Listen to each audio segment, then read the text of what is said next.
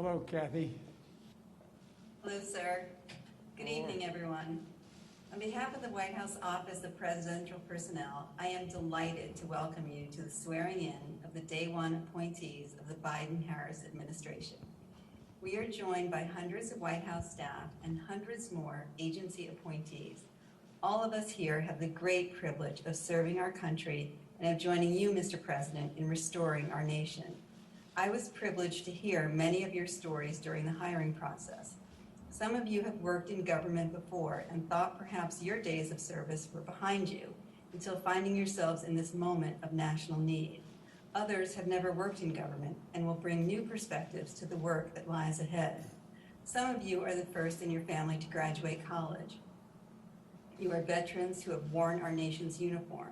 You are the daughters and sons of immigrants, or you're immigrants yourselves. Some of you have interviewed for your job while you were wrapping up work on the presidential campaign, and others interviewed while you were fighting off COVID or caring for family members who were ill. But all of you share in the hope we have for the Biden-Harris administration, and each of you has answered the call to serve. Having worked in government, I know that no public servant does this work alone. So I would like to welcome and acknowledge the friends and family of all our appointees who will support the work ahead.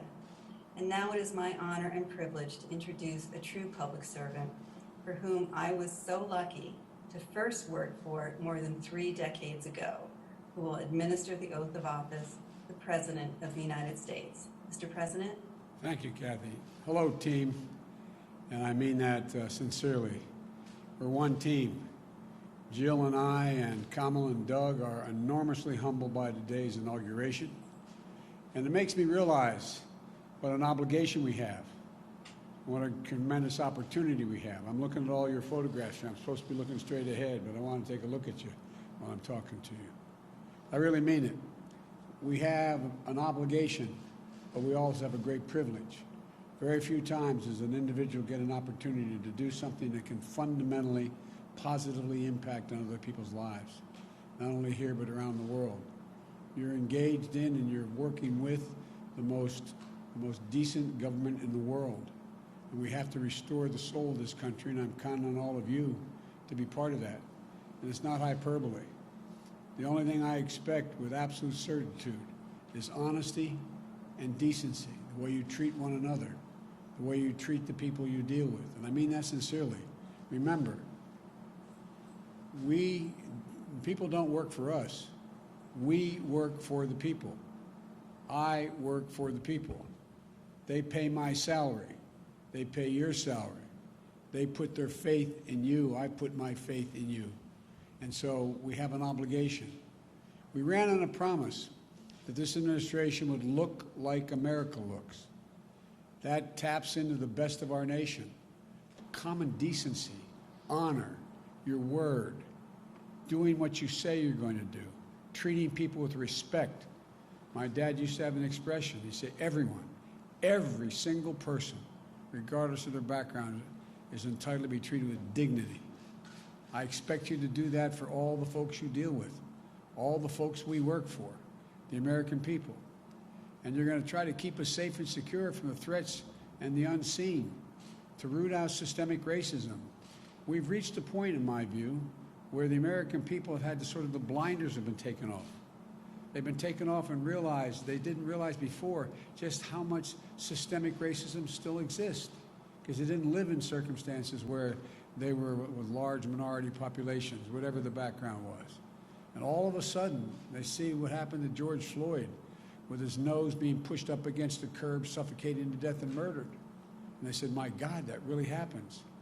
This piece of technology has changed. The young man had the courage to stand there for 8 minutes and 44 seconds and take that picture. And the whole world responded. The whole world responded. We have a chance. We have a chance to change things. For the reason I got involved in politics when I was a kid at 26 years old, running for local office to try to change redlining. I really mean it. So you shouldn't be doing this unless you feel it. I always say a simple proposition. I trust people more who the idea and the concern starts in their gut, goes to their heart, and is able to articulate it by a good brain, rather than the person who thinks of it intellectually but never feels it. The people you can count on are the ones that starts from the gut, works their way to the heart, and have the intellectual capacity to do what needs to be done. And so, folks, we have a lot going on. We have a lot of opportunities. We can meet this existential threat of climate change. I really believe it. Again, the world has figured out, the United States has figured out, whoa, it makes a gigantic difference. Makes a gigantic difference. These unseen threats, air you can't breathe, living on fence-line communities and the like. So much more we can do. We have such an awful lot to do, but I know you. I know your heart, your dedication, your commitment to this nation. And I know you can do it, and we're going to do it by leading with one core American value: humility and trust, collegiality, diversity, competency, and family. And I want to thank your families for the sacrifices. But I'm not joking when I say this.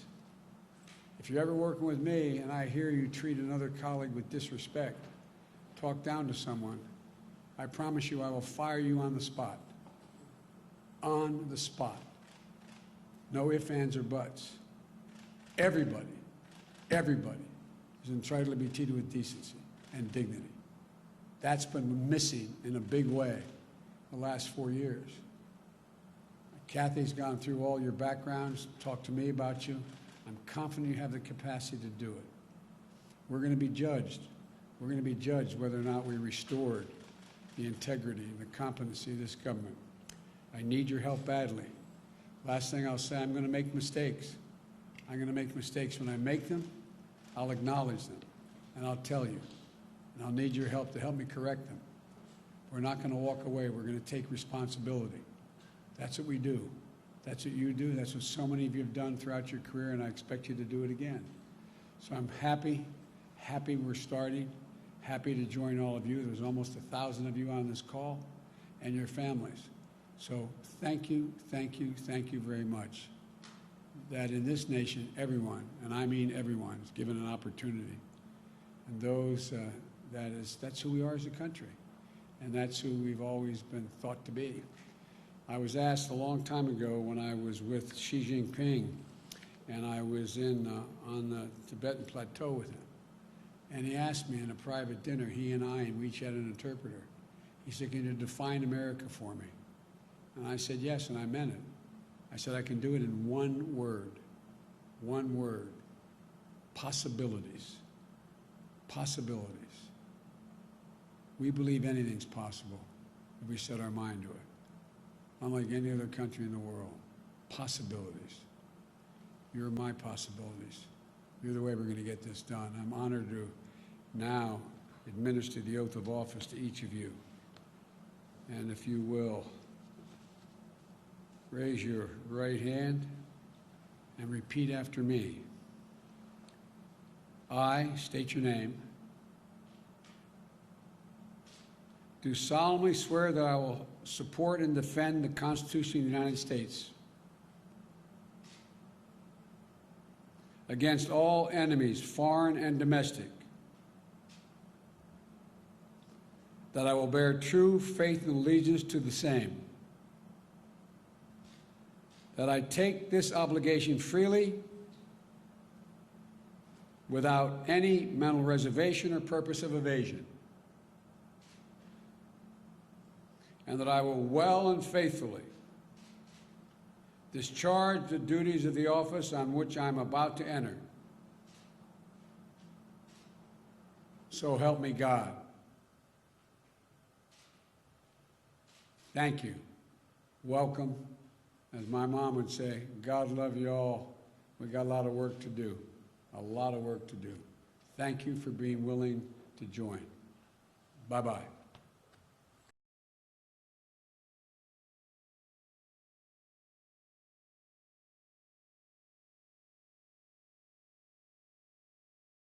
The biggest stories the moment they happen from around the globe. Subscribe to Bloomberg Quicktake now for insight in an instant.